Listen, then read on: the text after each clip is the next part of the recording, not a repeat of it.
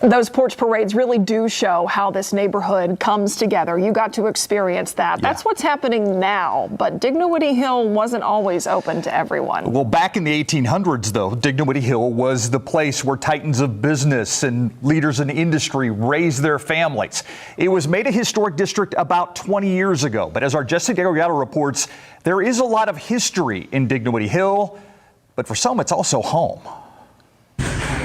Oh my God, those same candelabras. Seeing them brought tears to her eyes and a flood of memories. And we used to take pictures in front of these candelabras. Little did Nancy Reed and her brother Frank Rhodes know that their childhood home would someday be in the Dignowity Hill Historic District, San Antonio's first affluent neighborhood. Looking back, the siblings say just living here was significant in and of itself.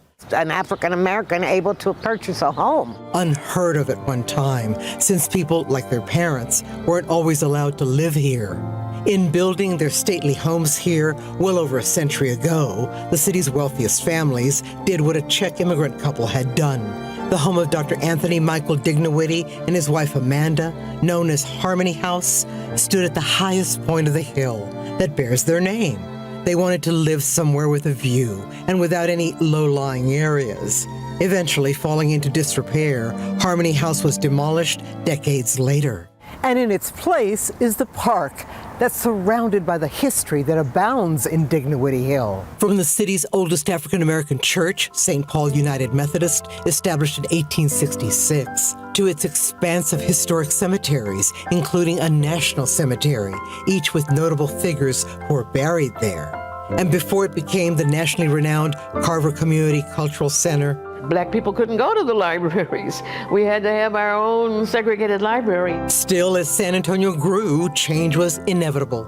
As prominent families moved to newer affluent neighborhoods, African Americans who worked for the railroads and others moved in, making the neighborhood more their own. A middle-class neighborhood, still very proud and hardworking. Although many of the 19th century homes bearing well-known names were demolished, there's still the former home of Ed Friedrich, founder of Friedrich Refrigeration, and the home of Emil Elmendorf, whose family owned a hardware business where City Hall is now, still stands, and it's been undergoing additional renovations. The families who once lived in houses like this are long gone, but the history remains. In the houses, in the stories that people tell, in the memories that they have of growing up here. Hold those near and dear to your heart like I do. I hadn't been in here in a long time. What's this like?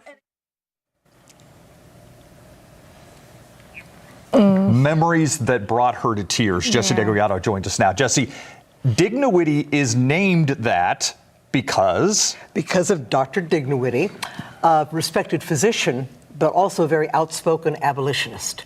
So much so that his son had to warn him, Dad, they want to hang you. And so he had to basically get out of town to save his own life. And so he wasn't able to come back till after the Civil War. And when he did get back, he realized that the Confederate Army had taken over his property on Dignowity Hill, obviously for a logistical, strategic point, looking down on the city. So he had to fight to get it back. He had to fight to get it back. And when he finally got it back, talk about interesting, a little twist of, ironic twist of justice. He ended up selling part of that land that he confiscated, that he got back from the Confederates. He sold it to the U.S. Army so that they could start building Fort Sam Houston. And there is so much more history to this neighborhood that we weren't even able to include here. Exactly, which is why if you'll go to our website, we have 10 points of historical interest about Dignowity Hill, because like I say, it's all around us. History on every corner in this neighborhood. Absolutely. Hello, everybody. Stefania Jimenez here. Thank you so much for watching KSAT's YouTube channel. Keep up to date with all of San Antonio's top news, weather, and so much more by clicking the like and subscribe buttons below. And once again, thanks for watching KSAT.